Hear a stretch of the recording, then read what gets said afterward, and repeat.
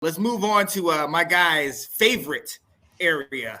The offensive line. We're going to couple the tackles with the guards in the center, with the interior guys. Talk to me. We've seen what happened. We've seen some of the picks, some of the surprises. But hey, 5 guys in the first round. Like, what are your thoughts? Yeah, I thought all 5 of those tackles realistically should have gone first round. You could make an argument for Anton Harrison. But for an offense like Jacksonville, it's going to pass as much as they are. Getting Anton Harrison to be your left tackle or your right tackle is a very good pick. I love that. Pittsburgh getting Broderick Jones. I mean, we just talked about Washington being your left tackle. Pair him up with his old left tackle at Georgia. Get that chemistry going there. Again, love that pick. Skoronski for Tennessee. Again, great pick. Darnell Wright for Chicago. Like, I thought all the tackles were phenomenal picks in the right spots. Yeah. The guards, I was shocked Torrance fell as far as he did. Yeah. To go 59 to Buffalo. Yeah. I was surprised that he was the third guard taken. Yeah, well, it depends how you look at it, too, because this has him as the fourth. Mind you, depends on how you view Bergeron and Cody Mock. Very true. Yep. And Steve Avila, for that matter, because Avila can play all 3 interior spots. Mock could realistically play all 5 spots. Bergeron can play tackle or guard, although they're all probably built more for guard. So that's why they're listed that way here. But again, like, Avila going to the Rams was a perfect fit. Getting Bergeron for Atlanta, another phenomenal pick. Cody Mock for Tampa. I mean, pairing him right beside Ryan Jensen. It's Ryan Jensen Jr. Yeah, I know you're upset about that, but I don't want to talk about it. and then you get Osiris Torrance for Josh Allen. Yeah. Like, that is just nasty. I mean, then you go to the centers. Like, Joe Tippmann going to the Jets. Love it. John Michael Schmitz for the Giants. To me, that was an A-plus pick. I absolutely love that one. I wanted that one too. Yeah. You guys getting Ricky Stromberg at 97, though. That was another very, very good pick. I love watching. I've watched a lot of his tape, and he what I've heard is that he's a coach's dream. What I've seen, he's a hog. He's a Razorback. He's somebody that's just a mauler. And if I couldn't get Cody Mock, I'm glad I got here at Ricky Stromberg.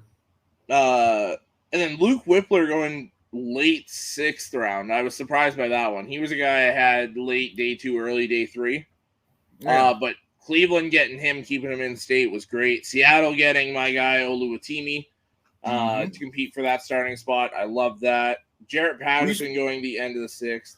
Were you surprised by Oluwatimi going not until the 5th?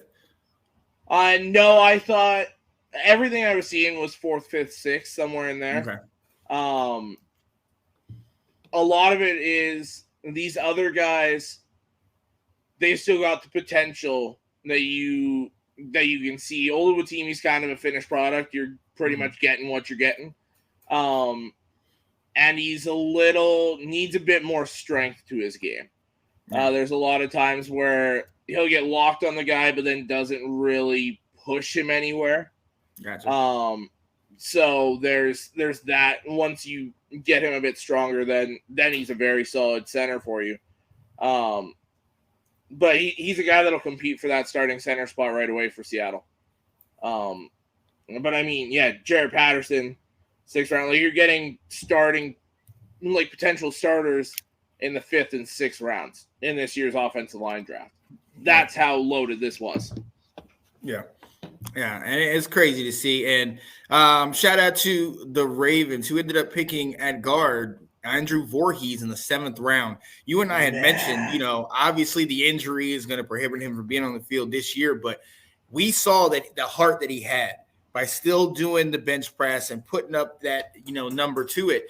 And look, I think that's a perfect team to go to. They are the Steelers. You know what I mean? Where you got hard-nosed guys, good guys. They take care of their players. You hear about the Ravens way. I mean, hey, look, that's starting to build up to be a really stacked team.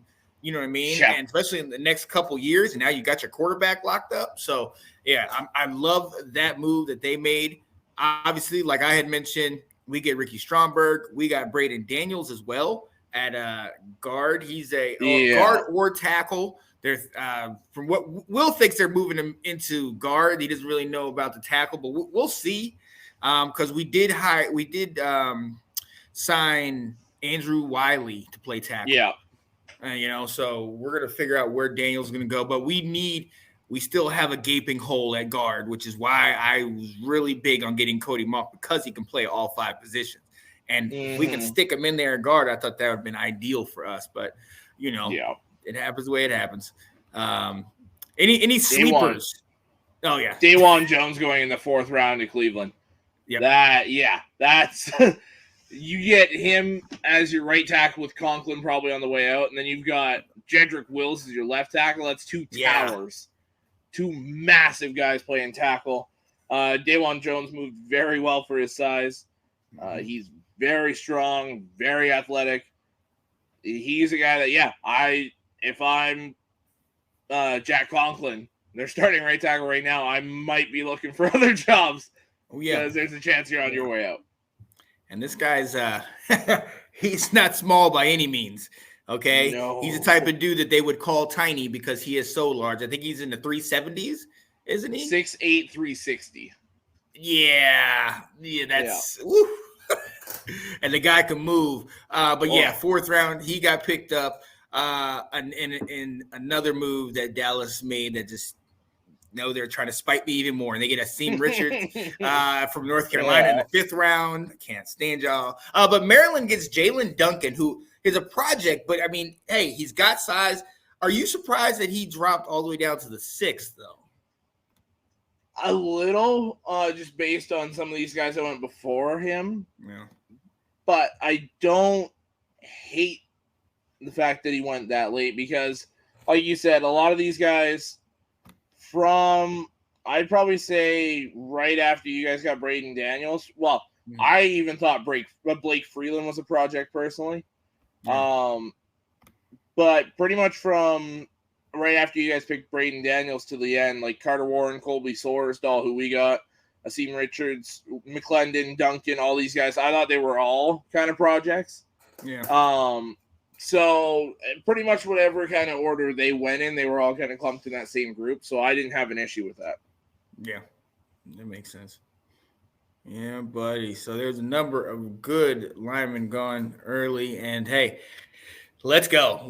There's a lot of teams that have holes. We talked about Pittsburgh needed it, Chicago needed it. We are desperate in need of guards and potentially a tackle as well. So hey, this is our place to go. And if you guys know me, Washington Football Weekly, I always have 10, 11, 12, 13 linemen on my team at the final 53 because I need my line. All right. I need my own line. I love those guys.